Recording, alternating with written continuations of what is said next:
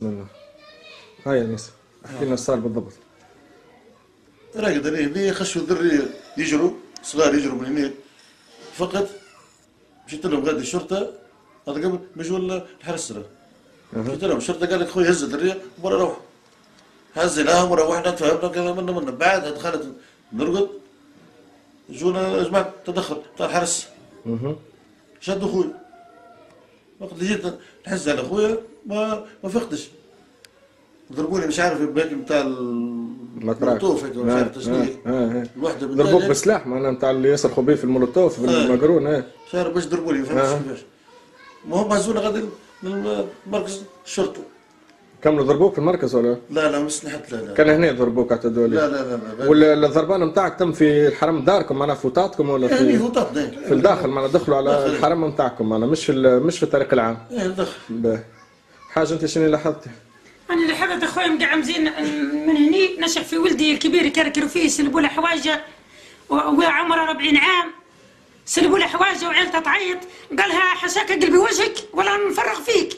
قلت له لا هذا الشيء ما صارناش حتى قبل كنا متأمنين حتى المرة تمشي حتى 70 كيلومتر في الليل متأمنة بدل الكرتوش في ديارنا وانا مرزوقينه وانا بن جعفر وانا المجلس التأسيسي وانا كله. راني البارح ما خليت ما قلت وانا لوحدك اللي ها هي شو اسمه هي ضحك علي واحد في مركز الشرطة ضحك علي قال لي راجل بها حاجة هيك شافوها باش ما يعرفوا نوعيتها. ها هي دوز 12 خلينا نوريهم الماركة تاعهم باش ما يقولوش معنا جايبينها ولا لا اني وانتظر نمشي معك. لا يعرفوا هم هنا ماركتهم بالضبط فهمت. ولو كان جي نهار نوريهم لك خليقي حشاك. فهمت. تصور رقم 12 بالضبط. وصار كلام بذيء انيس وكل شيء. اي ما خلوا ما قالوا. ولدي بيضرب عيلته تعيط وتريش في رجلها قلعت شربتها تستر في رجلها عريان. تقول له لا يا خويا ارحم راك بابا صغار وارحم لي بابا ذريتي. يقول لها عشاك تسكري فمك ولا نفرغ في ولدك انت اياه. وكيل كلام اخر ما نقدوش لا الاخر ما نقدش نقولوا. واضح. اسمع وراهم خاشين علينا هني وهذا. جماعة تدخل الحرس هم الحرس مع بعضهم تدخل بوبو وحرس الزوز مع بعض. ونيس بتقدم قضية بيهم ولا كيفاش؟ نجيب الرابور غدوة بنرجع لجرزيش مش لكل جمهوري ياخذ حق ان شاء الله. باهي اوكي وانتظرني معاكم.